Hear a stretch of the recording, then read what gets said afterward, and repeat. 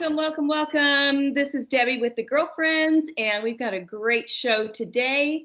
Today we've got one of my dear friends, Brenna Stull. She is a pastor's wife. She's a mother of 7, and she's the author of the internationally best-selling book, Coach Mom, 7 Strategies for Organizing Your Family into an All-Star Team. And let me just tell you guys, she has an all-star team. You are going to be so blessed to hear her story today. And Brenna's been mentoring women for 25 years, and she has had the ability to impact moms everywhere. So Brenna, welcome, welcome, welcome. Thank you so much. I'm so excited to be here. Good. Well, we're happy to have you. I want to jump right in because I think we've got a lot to talk about today. Brenna, so I've known you forever, and after having 5 children, and a lot of boys, 4 boys. Woo! Go boys! Go boys! Go boys! One girl, and they're all pretty close in age. They're like stair steps, aren't they? Like a couple years apart. You decided to adopt 2 more children, and I remember thinking she is out of her mind. What? You probably thought the same thing. You're right. You're right. No, just tell us that story, because I'm still floored by it. 5 kids to me is so over the top, and then to add 2 more. You know, we agreed with that. We thought 5 kids was over the top, and it felt that way when they were little. We had more children than we ever dreamed, and I never thought about adoption. My prayer partner, the year that God called us to adopt, she was in the adoption process, and I always just remember going, I am so happy to pray for you. Like, that is amazing, and wow. But I never dreamed that God would call us to adopt too.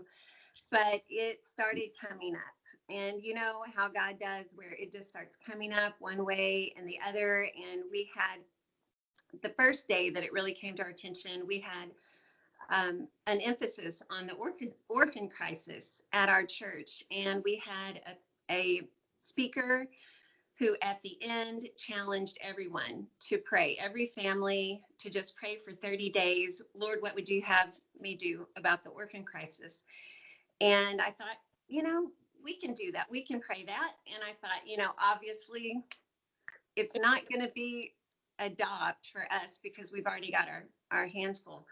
And I'm not even sure I'm keeping up that well with the 5 I've got, and we walked out of that service, and my son Micah, who has been known to be quite prophetic in his life since he was little, like the things he said were just right and true, and there was just a special spirit about him. And he looked up at me and he said, Mom, we need to adopt an orphan. And I was like, oh, wait, Micah just said that. And I'm just like, I'm trying to take a deep breath. I'm just saying, Micah, and he goes, can we adopt? And I was just like, Micah, what we can do is we can do what the speaker just said, is we can pray for 30 days. And I thought, and I'm sure, we'll be good. We'll probably give more towards some causes and things like that.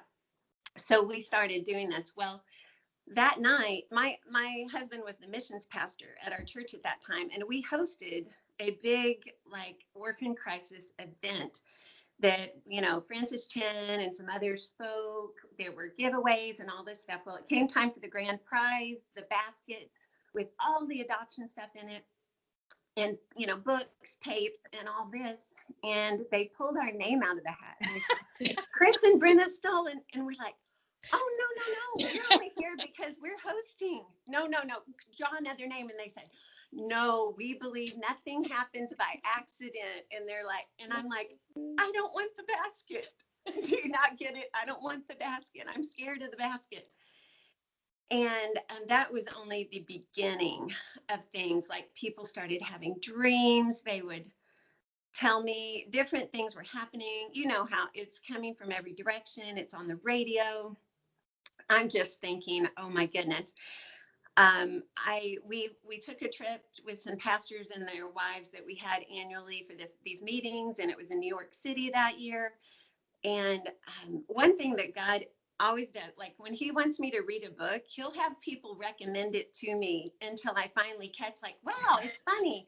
Like you're the third person or fourth person in a week that's told me I should read this. And then I'm like, clue in. Yeah.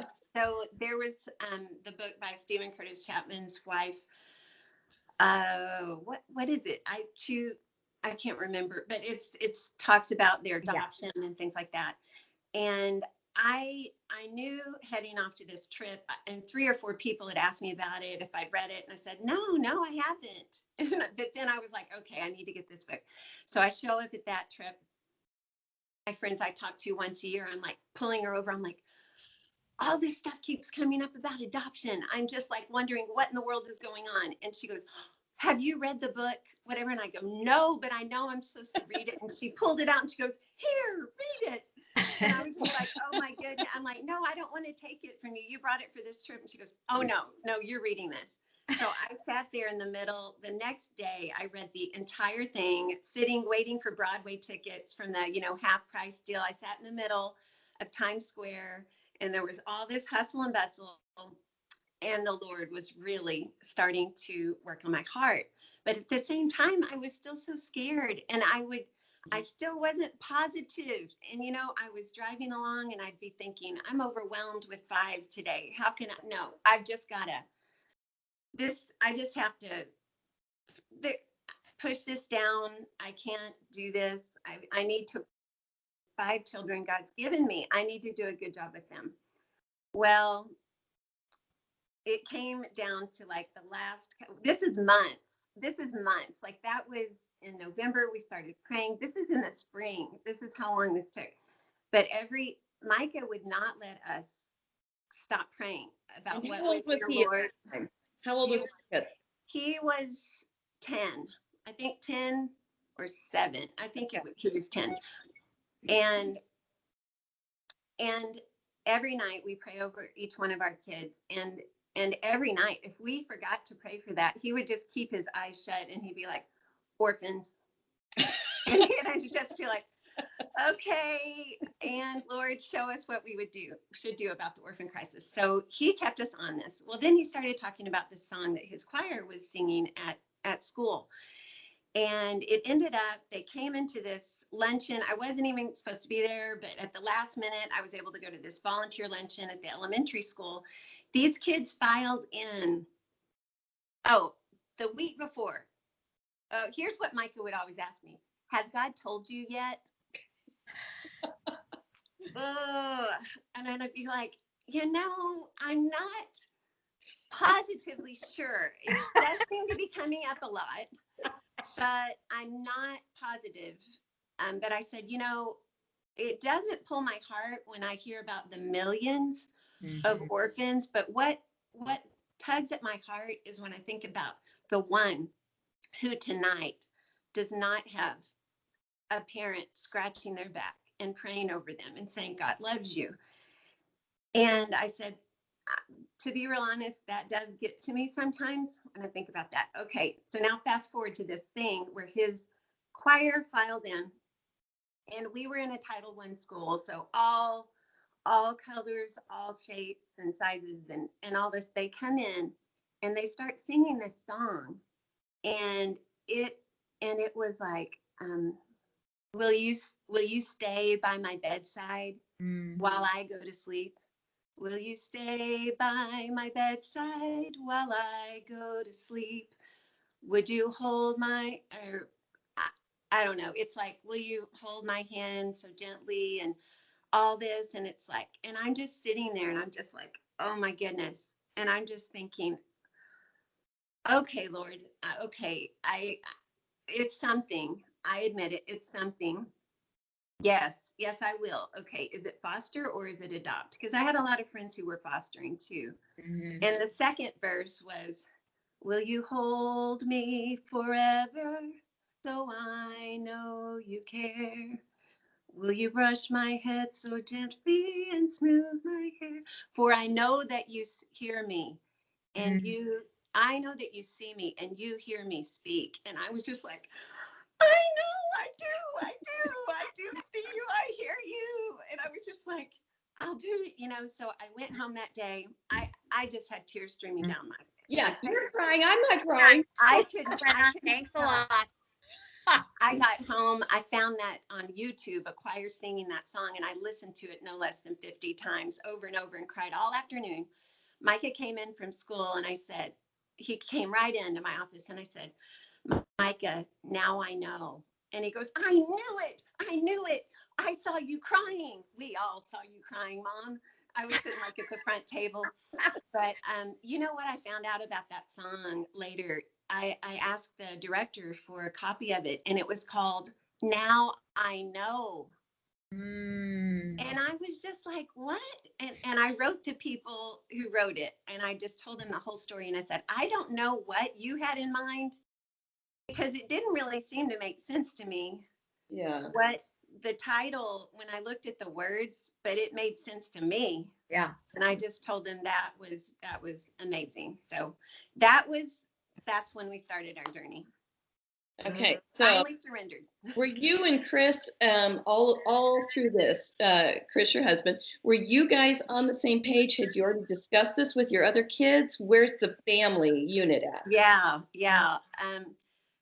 The whole family was praying, and my husband, Chris, had been to a conference where he had heard a speaker, and he said he felt like, I can't remember, I think it was in the spring, and he came back and he goes, I think we may be adopting a boy and a girl. And I was like, what?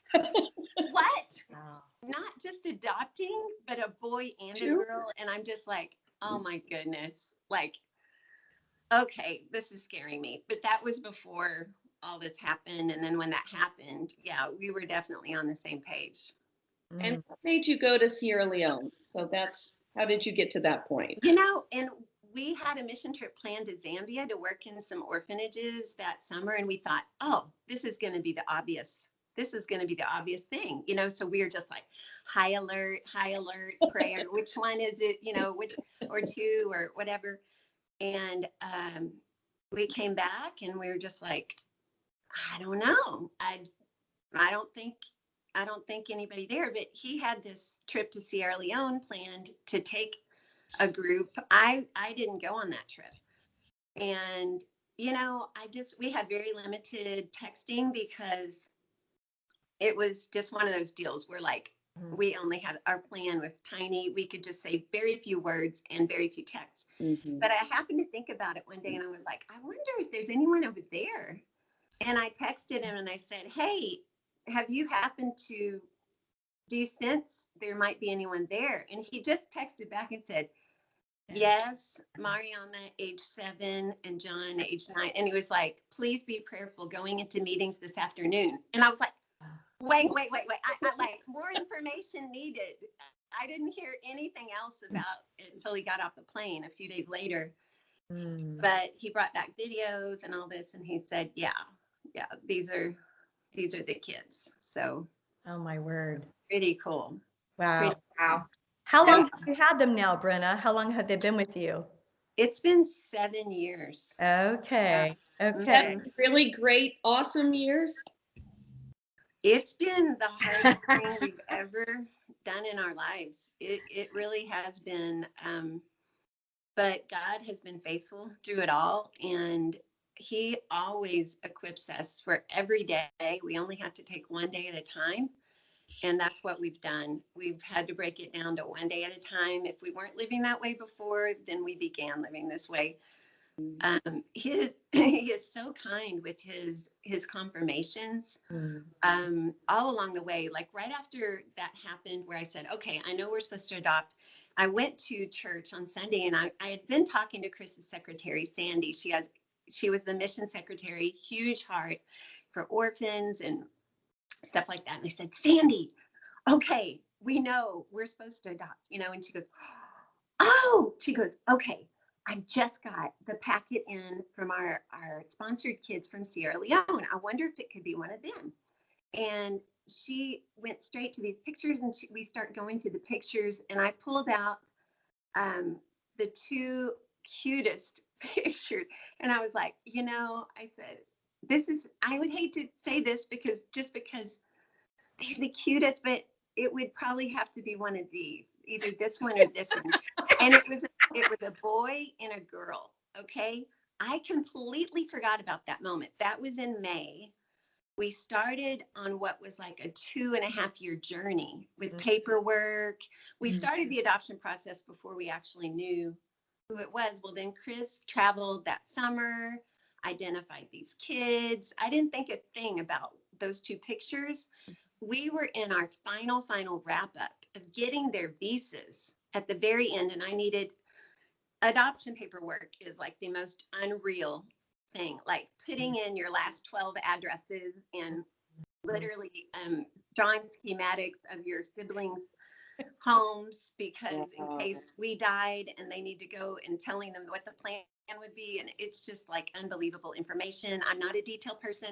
Even that is a miracle that I made it through all that.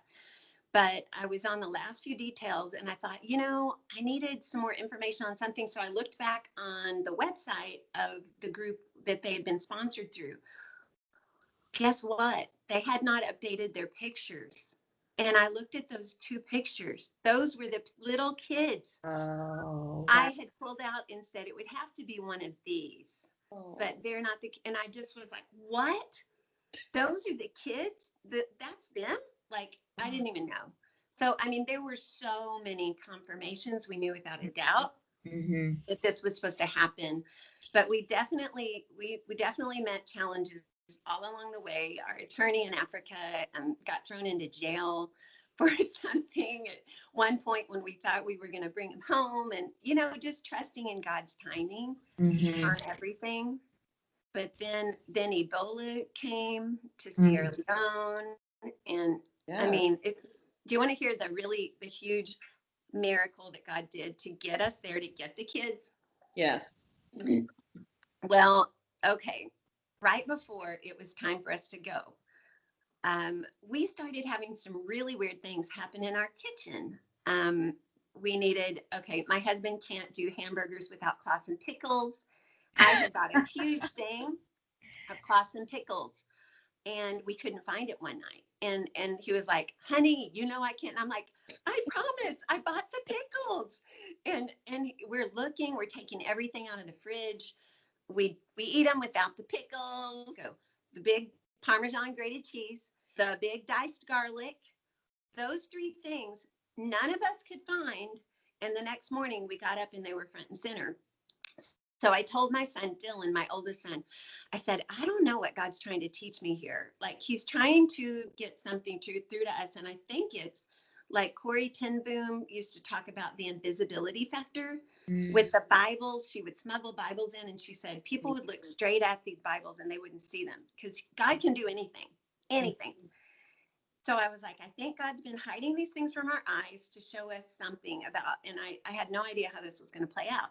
Okay, so we traveled to Texas. We drop all the kids off with family and friends, okay? And Chris and I are headed to Africa.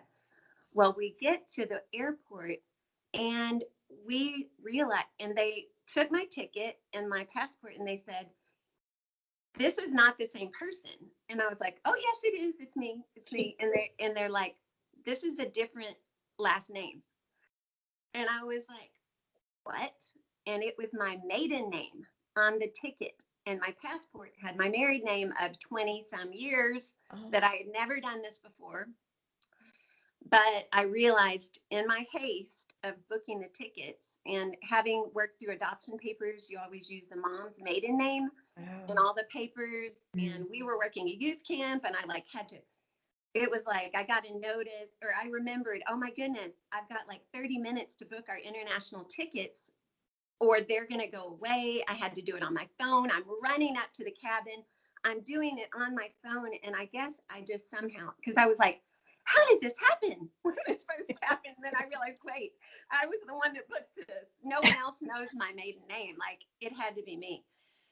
So we went into I was just like, oh no, I have to go. Like, I have to go pick up the kids. Like, this is what we're doing. And they're like, man, we can't even let you on a flight if your middle name is wrong. This is your last name. And I'm like, I am telling you, I married him. And I'm just like, oh my gosh. So we had our marriage certificate on file in Sierra Leone. So I emailed my friend who had our file there, and I'm thinking they're 8 hours ahead. Who knows if she's even awake?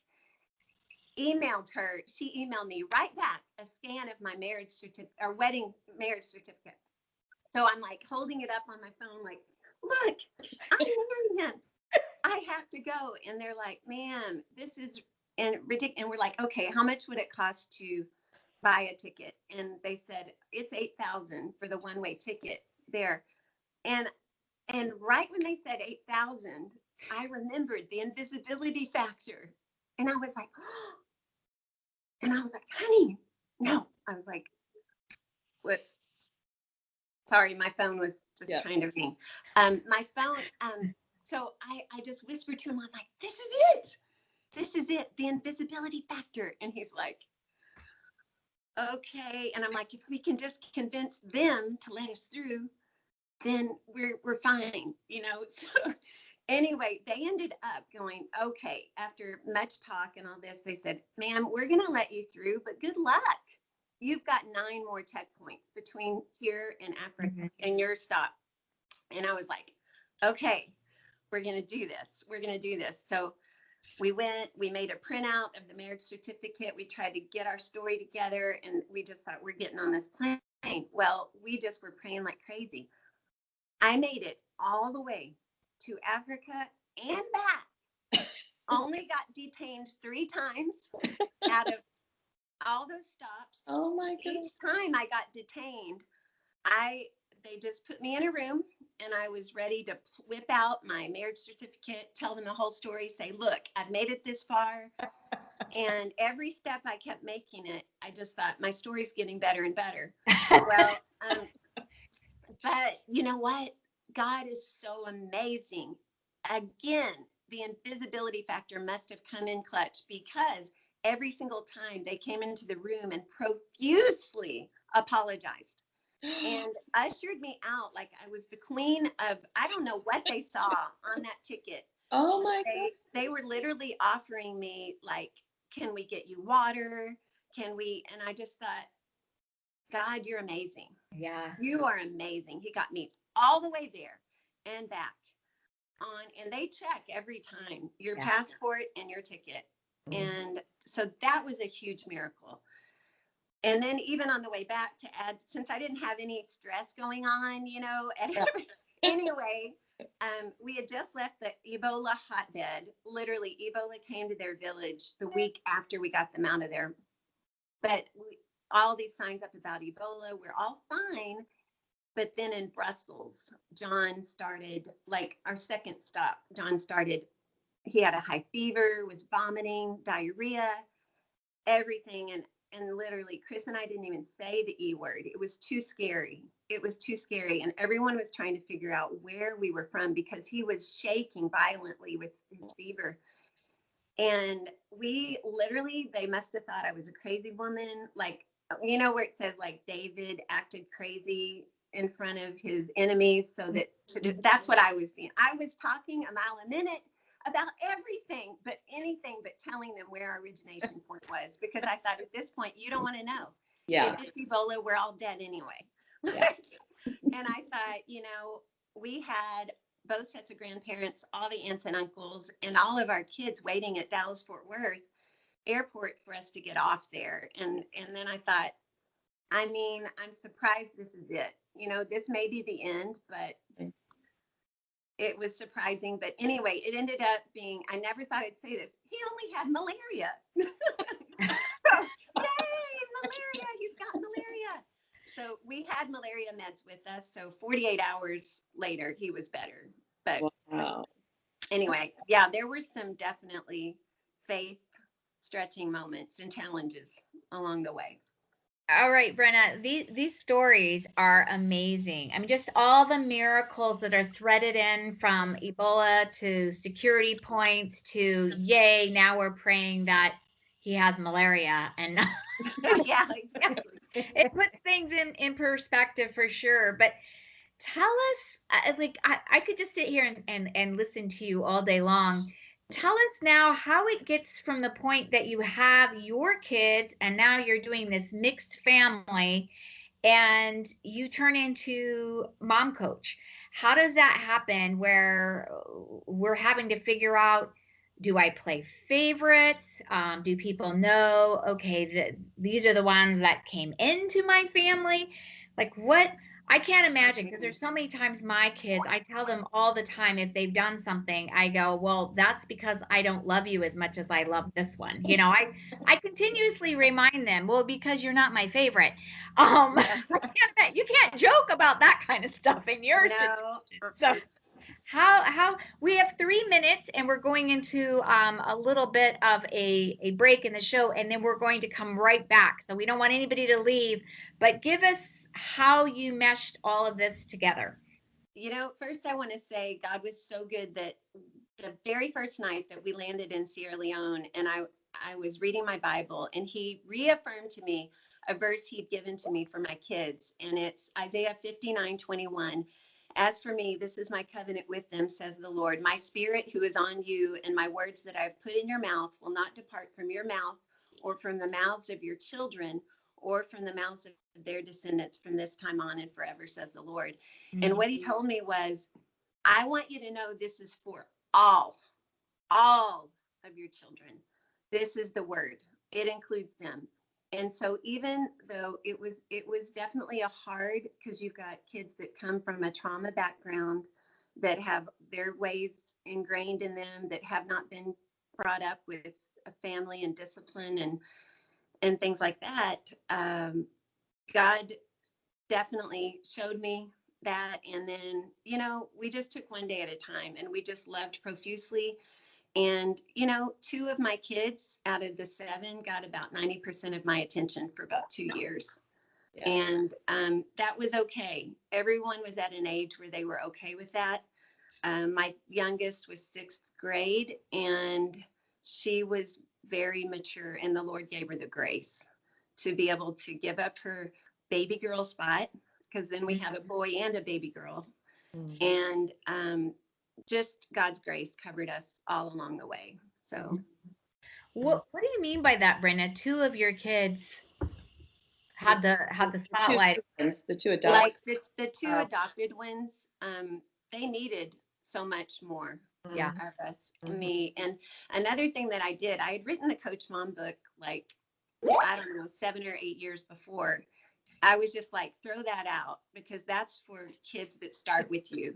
Like, throw that out. We're on a new game plan now, because these things, we've got to reestablish the security and bonding. All right, Brenna, we had a little music cut there, and you were right in the middle of saying, throw that out, as you started the book on coaching moms. So give us a little bit more of the details on that. Well, I've been in a learning process of what it's like to nurture and bring up kids that have not been brought up in the secure environment of a loving and disciplined home. Mm-hmm. And so I think it's given me a lot of insight into any blended family, people that are step parenting, just, it's not maybe quite as simple as I thought, all these formulas, where I do believe, I just believe a lot has to be established with love and bonding before you can even move towards some of the discipline that to bring up our kids in the way that they want and that we want to, but it's not easy. Well, which is so interesting. Oh, sorry. Go ahead, Patty. No, you go ahead, Deb. I was going to say just one thing that I know about you is that kids really weren't going to be your thing, and now kids are your whole life. Yeah, it's funny. When I was a kid, I didn't really. My sister gravitated towards the little ones. We had my dad was a minister. And we had a lot of people in our home. We were always opening it up. Well, I always wanted to sit at the adult table and get in on that discussion and listen in and just find out what was going on and all that. And my sister loved playing with the little kids. When I got married, I literally was like, I hope that, my mom was amazing, I'm not much like my mom. I'm like more like my dad. And I was like, I hope that I will enjoy my kid. I know that I want to have children, but I really didn't know really what kind of a mom I would be. And actually, I kind of got that feedback from other people. I know I was really nervous. It was just days before I had my firstborn, and I was like, "Oh, I hope I can be a good mom." And my father-in-law was laughing one day, laughing. And I was like, "What are you chuckling about?" And he goes, "I just can't imagine you a mom." You know, I can't either. Don't say that. I don't need to hear that right now. It was stuff like that. I was coming into it, and really, I'm a triplet, and I always thought, well, 3 was great. I didn't want 3 at one time, hopefully, but because I heard how hard it was. But my husband had 2, a sister, and so he thought maybe we'll have 2. I thought, well, maybe 3. And I mean, we never thought we'd have 7. 7. Well, I don't remember. Had you already written Coach Mom before the kids came? Yes, I wrote Coach Mom when Karis, my oldest daughter, was a baby. So yeah. So you were just coaching for 5 of them. And let me just say, Brenna's kids are all grown. I know all of them. To a point where I was in when I was in the room when Brenna had Micah, the professor. The 4th son. Yeah, I was right in the room, and they are amazing kids, and I know that you have raised them to appreciate everything, and they've not been given a whole lot. They have all made their own way, and you are a thrift store queen. You love thrift stores like I do. Oh, yes. So tell us about that, Brenna. Tell us, like, you have some tips in your Coaching Mom on like how to have an argue-free home. We were talking, and we put it out there that, you know, sometimes it's the defiant ones that end up being the ones that are the most successful because they're not going to just be compliant and take it all in. It's like, no, and give me the why. Explain this to me. Help me understand, you know, why we're doing this. And those are the ones that, you know, at the time we want to put them away, or I don't know, put a leash on them at Disneyland, right? Because they're the ones that are running everywhere. Give us some tips here on the defiant ones, or the ones that are arguing, the ones that we want to bring peace into our home. And you have amazing information and downloads that we can lead people to, but give us a few of those takeaway tips. Yeah, I think so much of it has to do with kind of thinking ahead on things and communicating to our family. And so one of the things is just deciding where are the peace zones in our house. And I'm putting up a little sign that says peace zone. And then I'm just not allowing arguing. And it's just like, point to the sign, you know, don't argue about it. Or I have, let me grab these real quick. Like, one of the rules is if you complain about a chore, if you complain about a job, you're volunteering for another one. So there's like a little slip that you just hand them that says, thank you for volunteering too. And then you put their name and you put what their next job is, and then when it needs to be completed by. Whenever they're asking, here's another one, a sign. My printer was not working on color, but basically when they're wanting to argue about stuff, just hold up the sign. It says, I love you too much to argue.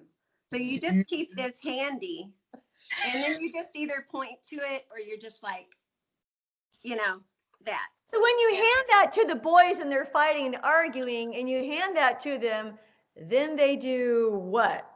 Okay, so what I do when they're arguing with each other, it's set the timer for a minute. And they know, like when my boys were little, the thing that worked the best, they never, ever didn't stop arguing whenever I did any one of these things. I'd set the timer and I'd be like, guys, you've got 1 minute. I mean, we all default to guys, come on, your brothers, be loving, da, da, da, da, da, da, da. No. Yeah. Here it is. You set the timer for 1 minute and just say, guys, if you don't find a way to resolve this before that timer goes off, you're going to, and then give them. And a lot of times I would say, hold hands, skip back and forth across the yard and sing Skip to Malou, my darling, until I say stop. Well, they found a way. It's amazing how they can suddenly be on the same team when it's something like that. The other day, even I'm still using this. The other day, my two youngest were arguing about something and they were being so loud. I thought they're not even going to see me set the timer and I'm going to have them. And I walked over to the timer and I just said it real quietly.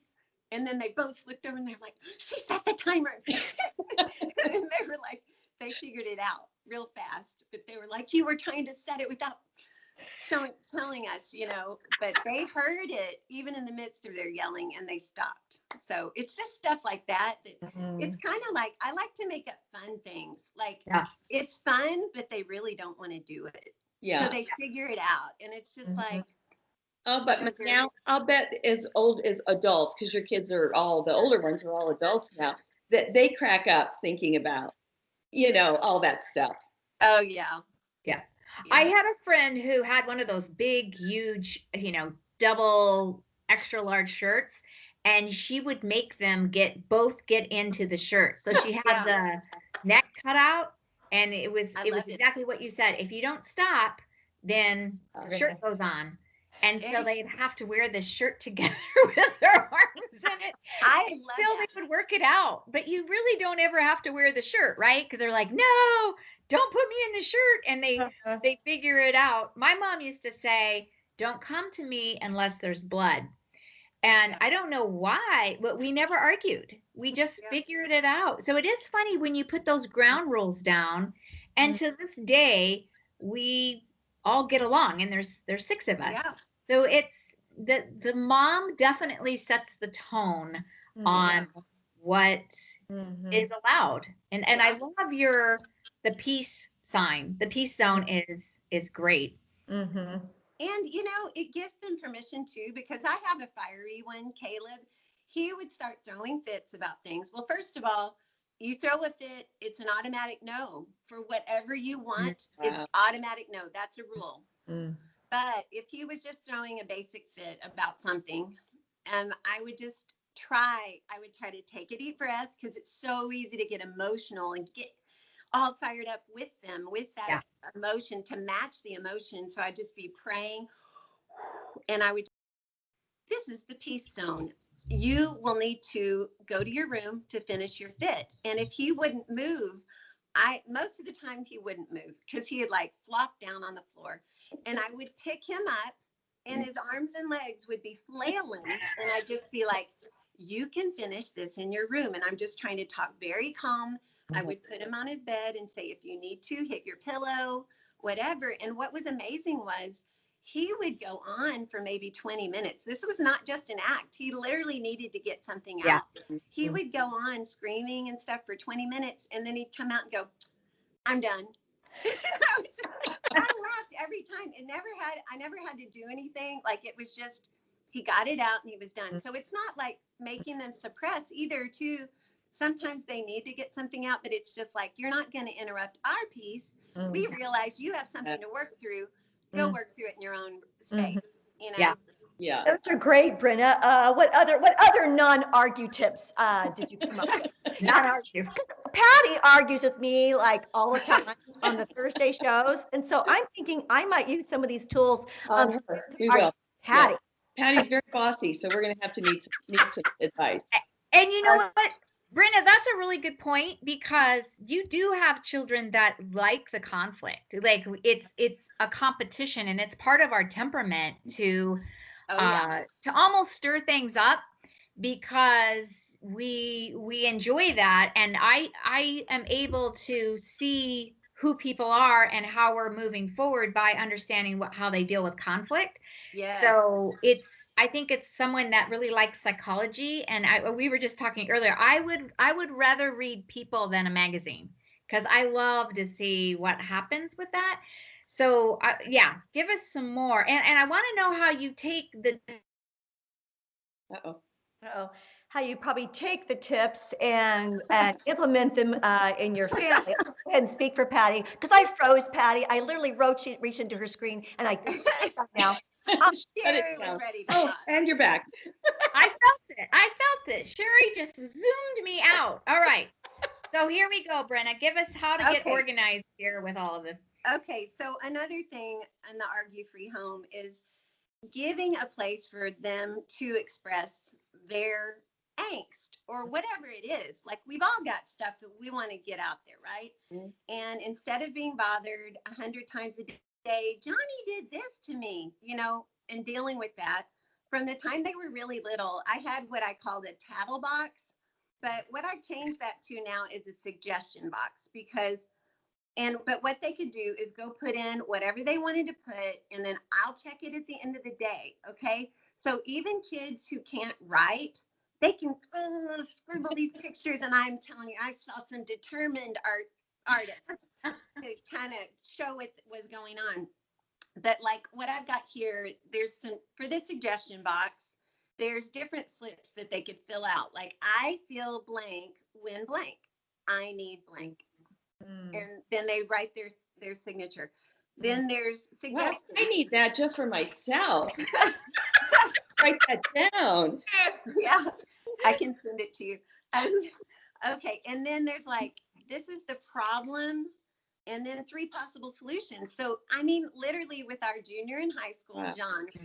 What So about the strong personalities of your adopted children? I mean, not only are they coming into a Christian, big, loving family, they are not the same color as your family. So everything, I mean, I don't know. I'm so fascinated by all of it because I've watched it happen. But one of the things that I think I said to you a couple weeks ago was, how did you handle? You were almost an empty nester. What were you thinking? We're just thinking, Lord, help us be strong to the finish. We can't think about that. So many of our friends are empty nesting right now. Like, so many of our best friends, and it's just like, oh, wow, we've still got middle school. We just got out of elementary school. We were literally in elementary school for more than 20 years with one year off. Wow. 1 year off out of 20. Wow. And so we're just trying to be strong to the finish. We try not to think about empty nesting because it just sounds so wonderful.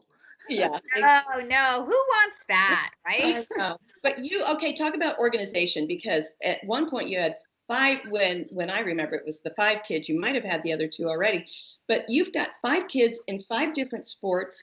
And I think you had 1 in college, you've got some in high school. I mean, you were going all the time. You would have a long list. And I remember thinking, I don't even like Brenna Stull anymore. Like, I'm just trying to get to the grocery store. And you've got 5 different sports going on, and you and Chris are like going to different sports.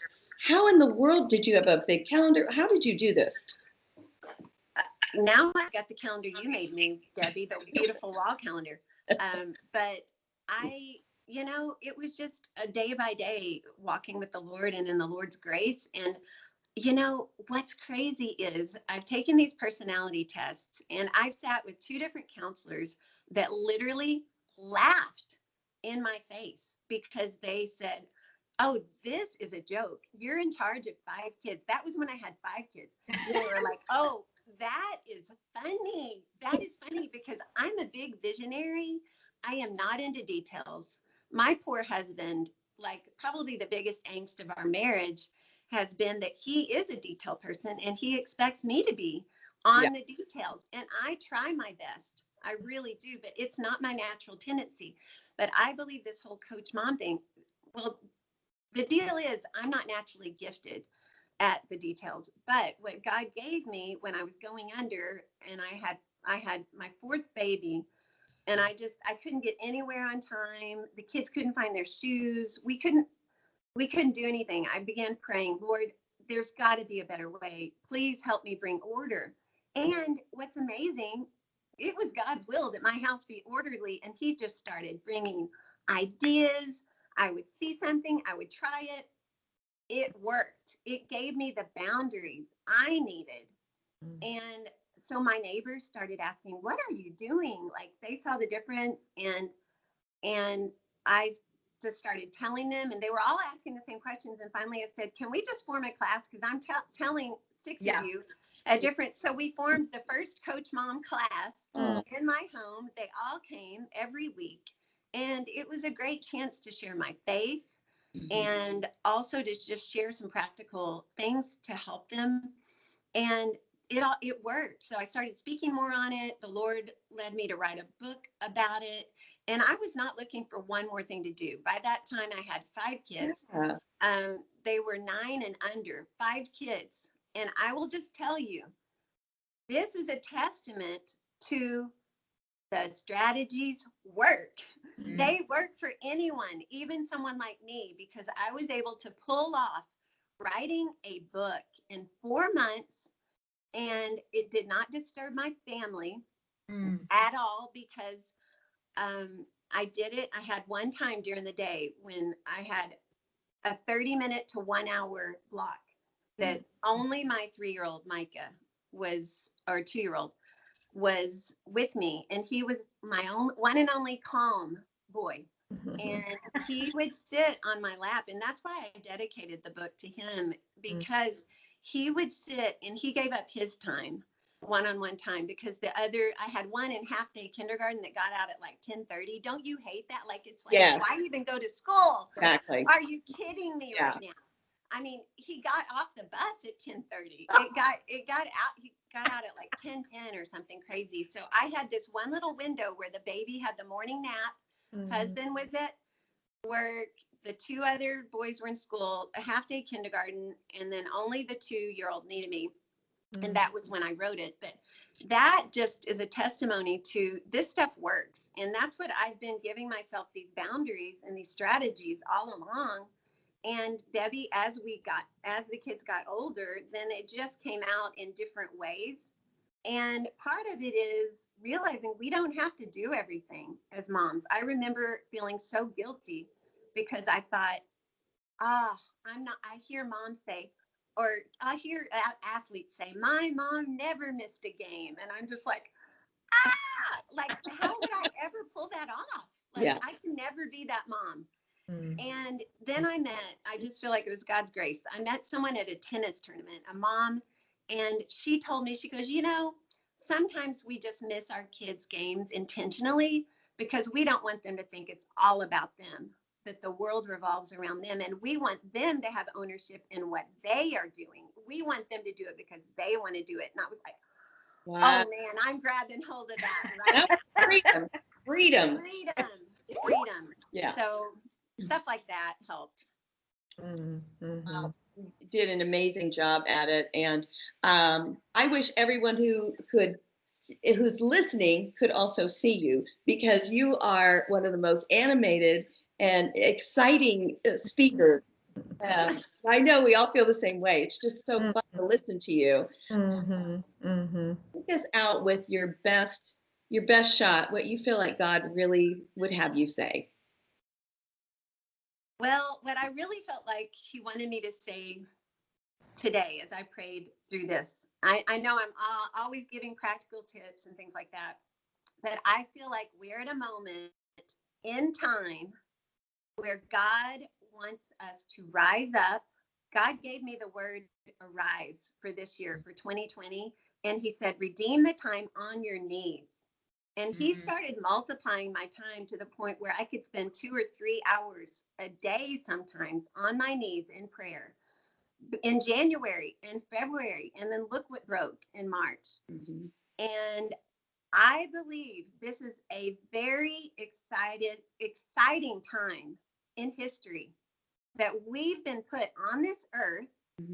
God could have brought any one of us in the 1920s or whatever, but he chose to bring us in for such a time as this. And I believe that he has a special calling on every believer. Every believer has something, a passion for something, a way to impact their world. And I just want to encourage, I just want to say, do it scared. Do it scared. Move forward. Even if you never dreamed it. Move forward and do it, because God's power is with you as you obey him. And he absolutely provides every step along the way. Wow, that is definitely a word for me, I know, because I definitely struggle with perfection over progression, and to just say, okay, Lord, just if this is what you have for me, you're going to take me through it. And obviously when when everybody says God's never going to give you more than you can handle, did you at any point go, oh, I don't believe that? You know what? I did. I know there's 30 seconds left. Just really quick. There was one time when there was a major problem with my daughter that I literally just left the room, and I thought, I don't think I can do this. And you know what I had to do, what got me through, even if I didn't believe in myself, I had to lean into what God believed, because he made it clear we were supposed to adopt. And if he believed I could do it, then I could do it. So I leaned into it. Thanks for listening to Girlfriendit, because our girlfriends are where we get our best tips for life. Find us on Facebook at Girlfriendit. Hit subscribe to iTunes.